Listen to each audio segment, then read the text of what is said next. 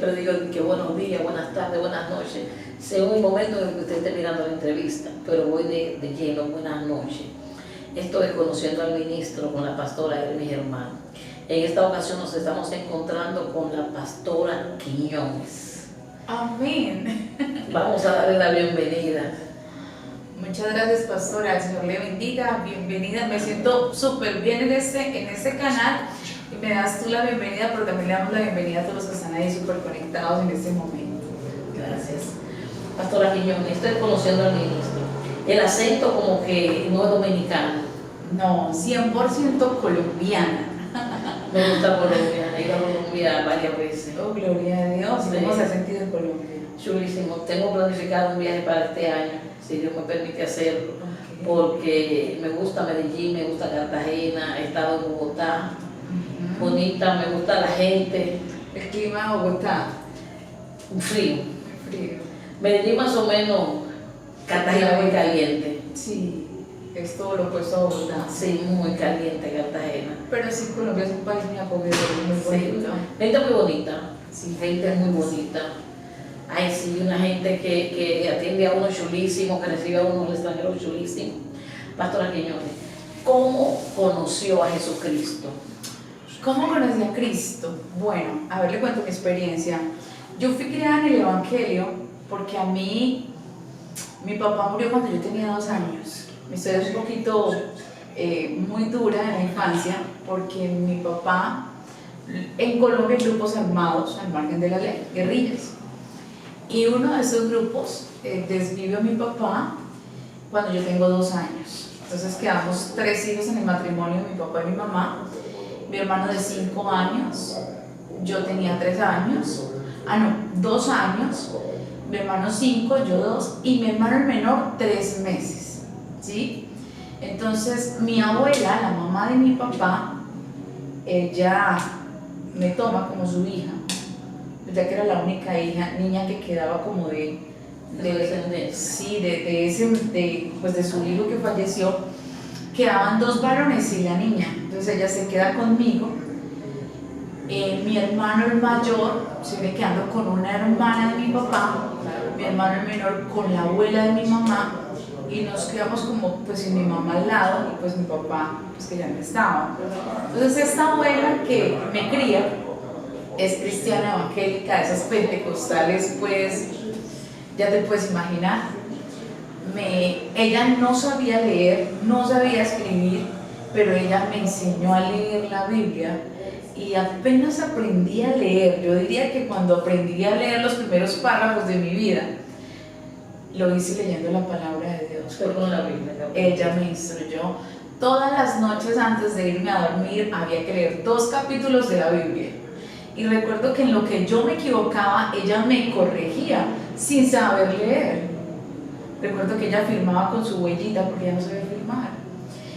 Ella me crió en el Evangelio. Bueno, pues aprendí muchas cosas. Y cuando llego a la adolescencia, me cambio como del lugar donde vivo. Pasé por muchas experiencias muy duras en mi infancia. Fui víctima del abuso, del acoso. Bueno, ¿Hasta qué edad estuvo usted con su abuela? No, yo estuve con mi abuela como hasta los 15 años, 15, 16 años, pero todo ese tiempo que pasé, que te digo que fue víctima de muchas cosas, aunque vivía con ella, ella también se enfermaba o se trasladaba para otros lugares donde iba a visitar a como a otros de sus hijos y no me llevaba, no podía llevarme, sino me ¿Con quién usted quedaba? Me quedaba con tíos, con tías o tíos, y ahí viví experiencias sí, no muy agradables que marcaron mi vida, marcaron mi infancia. Una de las etapas más tristes del ser humano, más marcadas, viene siendo su infancia porque es la etapa de vulnerabilidad del ser humano. Sí. Entonces el enemigo busca marcar de manera contundente y agresiva la vida del ser humano en esa etapa. Sí. Eso pasó conmigo. ¿Cuándo entonces, cómo le explico? A ver, le cuento. Mi vida se divide como en 2 fases. Mi primera experiencia con el Espíritu Santo fue el 4 de enero de 1997. Yo tenía 14 años.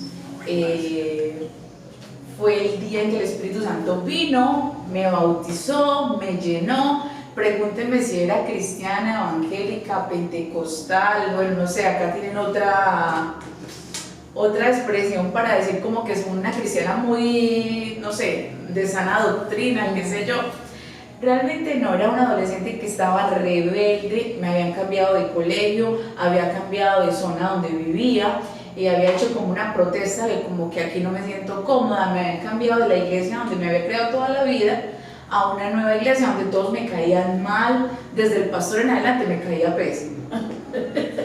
Entonces en esa etapa de rebeldía, o sea, en ese momento de rebeldía de adolescente, cambio también de colegio y me relaciono con niños o personas allí que no eran muy buenas, empiezo a hablar también ya en otros términos y cambio totalmente. En esa rebeldía hay un campamento cristiano donde me mandan a ese campamento.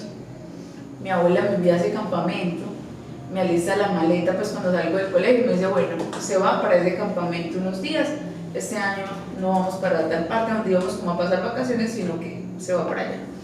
Me voy a ese campamento, en ese campamento, con esa edad de 14, llego en el plan así como de que, ay, qué pereza esta gente. Cuando digo qué pereza, en Colombia es como, estamos diciendo como que, ay, no quiero estar aquí, no estoy pues para esto, ¿sí?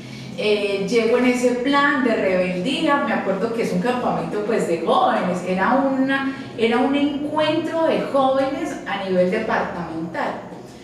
Iban muchos jóvenes a ese encuentro y recuerdo que llegué en ese plan, cuando llegué los jóvenes de la iglesia tenían como, bueno, en los campamentos juveniles se ponen muchas alabanzas movidas y los jóvenes saltando y gritando, eso se ve mucho. Yo estaba sentada en una silla y yo, ay no, qué pereza esta gente, yo no me relacionaba con nadie, no tenía ningún amigo ni a nadie conocido ahí. Al otro día de estar en el campamento, llega uno de los expositores que llevaron. Yo estoy mirando el techo y es unas tejas de Terní y yo estoy diciendo, ¿de qué harán ese techo? ¿De qué material será ese techo? Cuando el pastor allá, con unas gafas enormes, dice, y hay jóvenes que están aquí no porque ellos quieren estar aquí, no porque ellos quisieron venir aquí. Y ellos se están preguntando de qué material será hecho el techo. Cuando él dijo eso, yo quedo como que, pero este hombre, ¿cómo sabe lo que estoy pensando? Y me dice como que digo yo, ¿y cómo? Dice, y están aquí no porque quieren estar, están eso. Y yo era literal mi situación y yo digo, bueno, esa soy yo. Cuando empieza a orar, él llama a la gente, empieza a llamar, o sea, el Señor te está llamando, lo típico que dice el predicador. Y yo, no, a mí ni que me está llamando, ni que me está buscando. Si el Señor me llama o me busca, que me llame pues por mi nombre, si es que de verdad me está buscando. O sea, mira la rebeldía tan terrible y con la predisposición que iba. Cuando él dice, cuando me señala y me dice, usted la de las gafitas, yo tengo unas gafitas azules. Y me dice, pase acá porque usted que dice que si el Señor la necesita que la llame, pues sí, te necesita y te está llamando y ven acá. Y yo quedé como que, ¿cómo? Era como que ese predicador se metía en mi cabeza y decía lo que yo pensaba. Y yo, bueno, sí, pasé y así le hizo a un muchacho que tenía una gorrita negra. Digo, usted también que está diciendo que ese Señor lo necesita que lo llame, aquí, pase. Y bueno, y pasamos los dos como los dos rebeldes pues allá. Cuando él invita como a otros pastores, había un apóstol ahí de esa misión, lo invita, ese apóstol viene y me coloca la mano en la cabeza, me reprende ahí un poco de demonios que habían, yo estoy consciente en ese momento que eran demonios lo que había, y después pide que el Espíritu Santo me llene. Lo que había se fue y vino el Espíritu Santo, yo sentí un fuego que me envolvió y por primera vez en mi vida el Espíritu Santo se presentó. Su vida fue cambiada en ese momento. Nunca volvió a ser la misma, nunca volvió a ser igual. Como le digo, yo venía de una infancia muy dura, muy difícil. marcada por abuso, por rechazo, por abandono, por mucho dolor. Y él se presentó delante de mí ese día. Por eso no se me olvida la fecha. Un 4 de enero de 1997 a las 8:35 de la noche, el Espíritu Santo me llenó y se hizo mi amigo. ¿Cómo se da su llamado al ministerio?